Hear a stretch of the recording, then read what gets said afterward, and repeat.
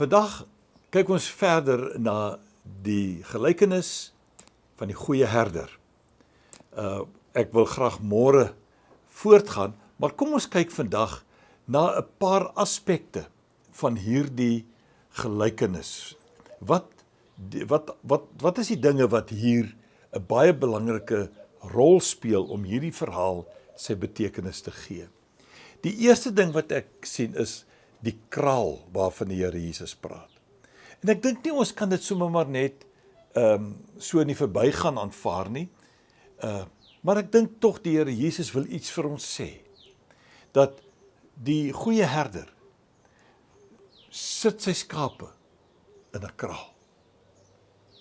En ek dink dit praat iets van ons gemeente. Die plek waar ons by mekaar kom, waar ons beskerm is. En miskien in 'n groter mate ook die geloofsgemeenskap, die kerk waarin ons aanbid. Die volgende is die ingang van die kraal. Daar moet 'n manier wees hoe daar in die kraal gekom word. En ek sien hierin dat die Here Jesus self die ingang is. Hy sê ek is die ingang vir die skape. En hy sê dan ook, ek is die weg, die waarheid en die lewe. Niemand kom na die Vader behalwe deur my nie. Baie duidelik dat om in die kraal te kan wees, moet jy Jesus as saligmaker hê. Jy kom so in die kraal. Dan is dit baie interessant dat hy praat van die hekwag. Hy sê die hekwag maak die hek oop vir die skaapwagter om by die skape te kom. En dit is baie interessant dat 'n mens iets hiervan kan sien in die rol van die Heilige Gees.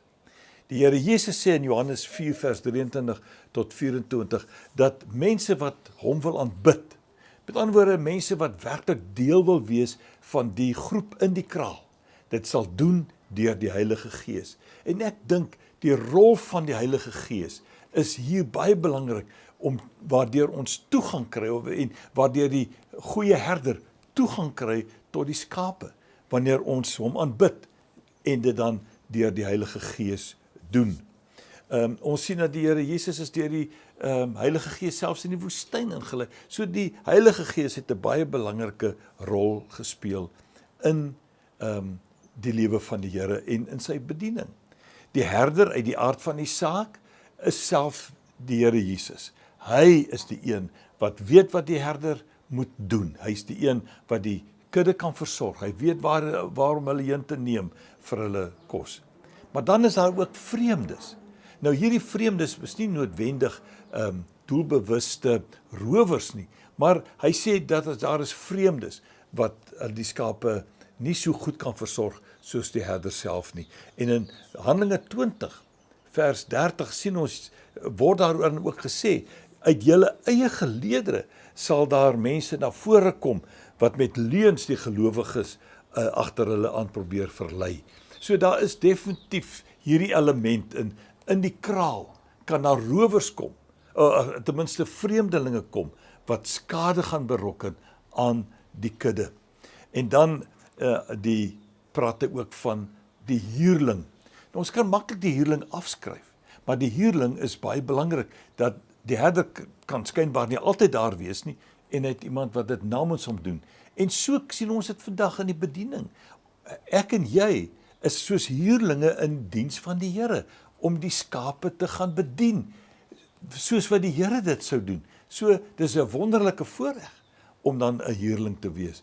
En dan praat hy ook van diewe en rowers wat kom skade doen aan die kudde.